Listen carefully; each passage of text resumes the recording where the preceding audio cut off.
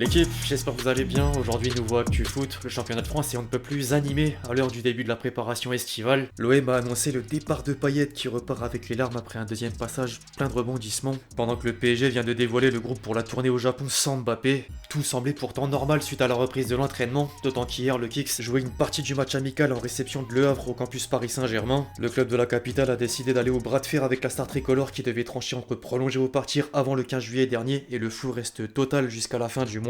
Il sera ni du voyage en terre japonaise ni du côté de la Corée du Sud pour préparer le prochain exercice. A noter que certaines écuries européennes font également un séjour asiatique à l'image de Manchester City et d'autres ont plutôt choisi l'escale américaine. Bref, on va faire le point sur les derniers événements dont les premiers matchs amicaux, sans oublier le mercato qui devrait encore surprendre jusqu'au 31 août. Les amis, je compte sur vous d'avance pour lâcher votre meilleur j'aime sur l'épisode, comme d'habitude. Beaucoup oublient de le faire et c'est la seule contrepartie que je vous demande pour faire progresser la chaîne. On va d'ailleurs retenter l'objectif des 3000 likes en 24 heures. Un gros merci à tous ceux qui le feront une fois de plus.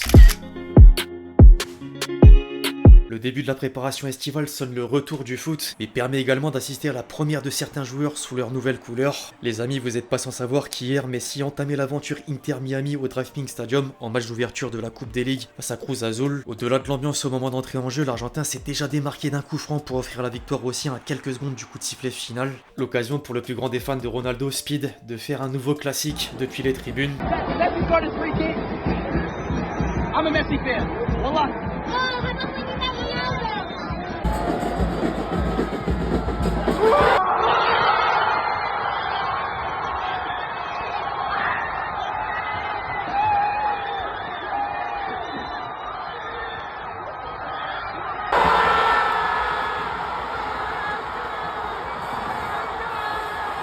La définition en image de la veste réversible. Il n'aura pas fallu attendre bien longtemps pour que Messi attise l'attention des spectateurs du monde entier. Le champion du monde 2022 est devenu l'acteur principal d'une soirée inoubliable pour reprendre au lait et l'Inter Miami aperçoit un peu la lumière après une série de résultats difficiles. Il n'y a plus qu'à reproduire la performance à plusieurs reprises pour mettre tout le monde d'accord. La confiance est en tout cas de mise au sein de la franchise américaine qui l'avait convaincu de venir en Floride grâce en partie à l'argument financier. Selon El País, l'homme aux 7 ballons d'or percevrait un salaire entre 45 et 55 millions d'euros par an, un pourcentage sur les ventes de maillots ou encore une part sur les abonnements Apple TV. George Mas, le copropriétaire aux côtés de Beckham, paraît que le transfert sera une réussite, tant sportive qu'en termes de pub vis-à-vis de la ligue. Je cite, Messi peut faire de la MLS l'une des 2 ou 3 plus grandes ligues du monde. Dans l'histoire du sport, il y a 2 événements ici, l'arrivée de Pelé au New York Cosmos et l'arrivée de David Beckham à Los Angeles en 2007. Je pense qu'il vient en voulant laisser sa marque et qu'il pourra le faire au-delà du football. Quand il prendra sa retraite, il aura une participation dans le club.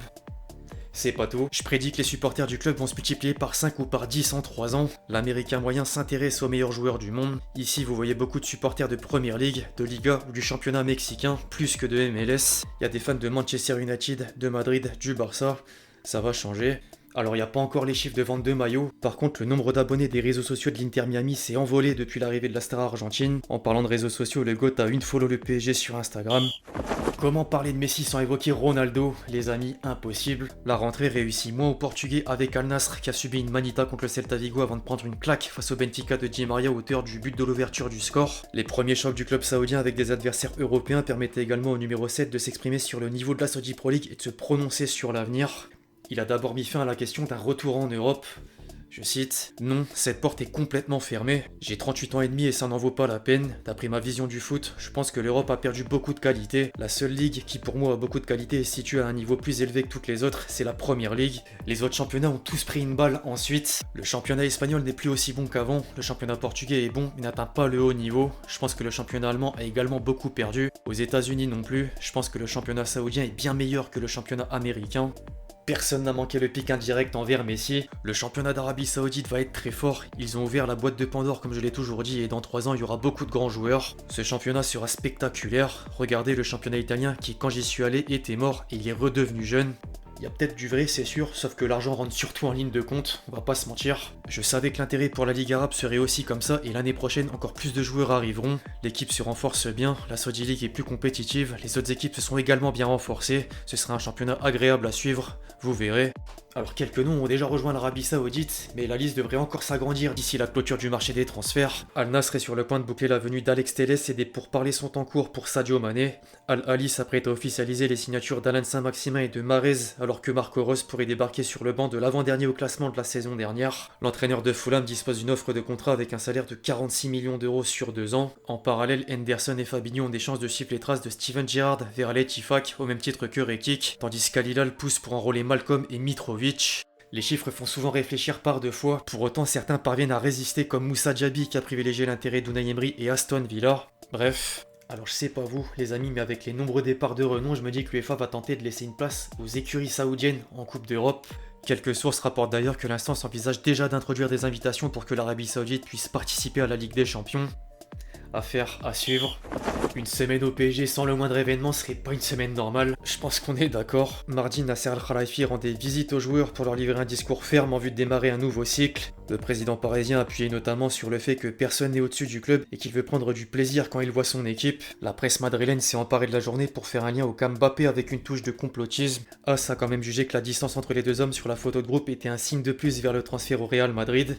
Dans le même temps, The Athletic s'attardait sur les conséquences d'un départ libre en 2024. Le média anglais stipulait qu'une décision de quitter la capitale française gratuitement aurait un impact sur le fair play financier. Des joueurs seraient placés sur le marché des transferts et des changements devraient intervenir pour combler le trou de 175 millions d'euros. En parallèle, le rédacteur en chef de PSG Community restait fidèle à ses avances. Mbappé pourrait prendre la porte de sortie de façon héroïque et renflouer les caisses pour contenter tout le monde.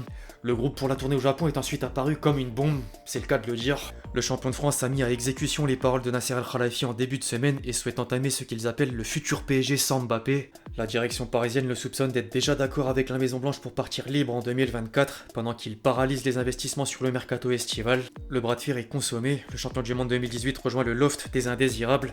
Effectivement, il sera vendu en cas d'offre raisonnable. Le truc, c'est qu'il compte toujours honorer sa dernière année de contrat et peu importe son traitement. Parce que j'ai eu des personnes très proches de Mbappé ce soir. À ce jour, Kylian Mbappé est prêt à tout assumer et à rester au PSG même sans jouer. Les quotidiens madrilènes jubilent évidemment d'une telle situation. Marca écrit que Mbappé est en vente et que le Real Madrid a les cartes en main pour réaliser le transfert tant attendu. À en croire plusieurs journalistes, le club français prévoit de le vendre pour plus de 100 millions d'euros mais pas 200 ou un autre montant exorbitant. Les clubs qui ont manifesté leur intérêt attendaient un scénario similaire pour passer la seconde.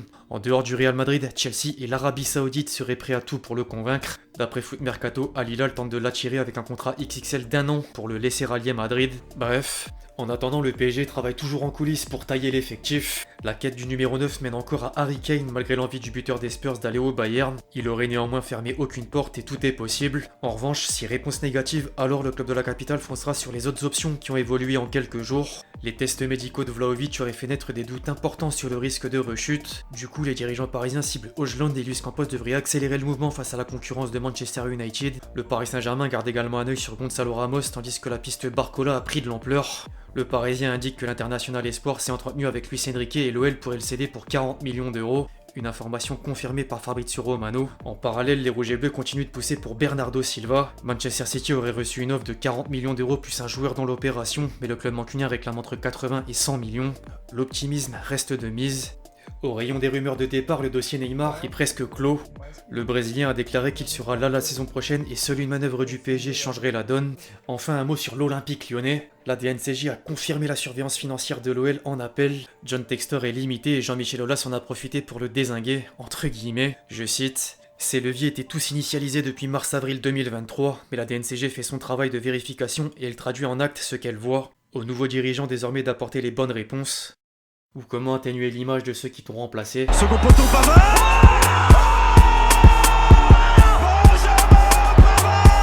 Avant de clôturer la vidéo les amis, comme toujours, on se fait plaisir avec le petit top but.